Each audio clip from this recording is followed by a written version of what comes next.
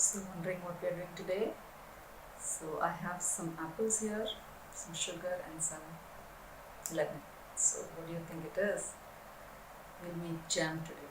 Okay, homemade jam with just fruit, sugar and lemon juice. That's all. Just three ingredients. And you can replace the fruits with any fruit. You can add, you can use pineapple. You could add a mix and match of a few other fruits. You can use strawberries. You could use any fruit that you like, and you can adjust according to your family's taste and make the jam according to you. Sugar also can be adjusted if you want a little less sweet or a little more sweeter. It can be done, but this is the basic recipe I'm going to give you, which is so simple. And as you can see, there is absolutely no preservative, nothing to be added except for the lemon juice, which kind of acts as a preservative, and of course the sugar is automatically a preservative. So you don't have to buy jam anymore. So let's get started. We need like 1.5 cups of grated or chopped fruits basically. So I think 2 apples would be almost enough. Almost it'll come up to 1.5 cups, and for that you need about 2/3 of a cup of sugar.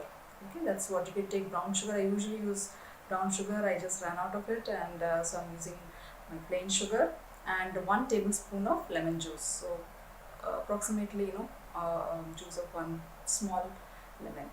So I'm going to start chopping this up and peeling it, pouring it, and shredding it. I'll be using a grater like this and grate it, and get ready to start this recipe.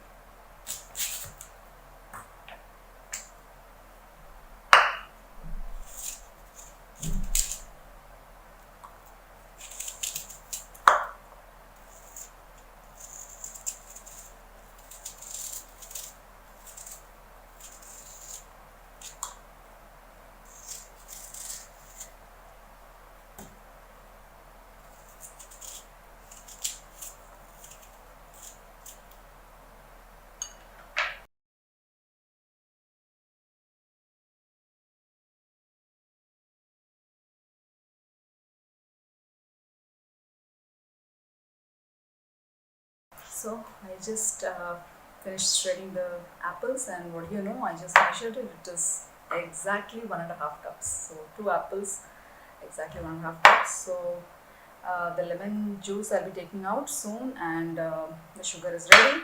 If you're wondering why I'm saving these peels, I will tell you very quickly. Nothing goes waste. So we'll be making something out of this soon.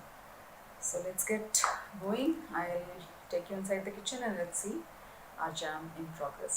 Okay, the stove is on, and I've kept a pressure pan here because it's the heavy bottom pan that we need, and it has to always be on a very low flame. And this is our apple, right?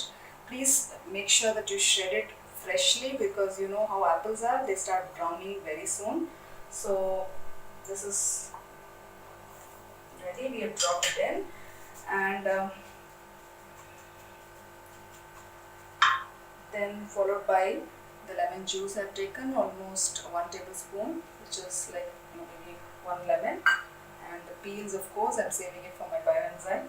Like I say, nothing goes waste. So now the sugar. So that's it. So I actually add a little less because I like it a little tangier. You can add the whole sugar, 2/3 cups, or you can put less. So I'm just going to add a little less, and give it a quick stir, and what do you know, that's it. So the reason I shred my apples is because I like that little bit of bite to it. I do not like the sticky, gummy, completely mashed kind of a jam that we get it in our stores. I don't like it. I like it a bit chunky. So I have shredded my apples. Similarly, for pineapples or for anything, you can actually chop them up finely, or you could actually give it a run in the mixer, so that if you want a very smooth jam, right? So that's it.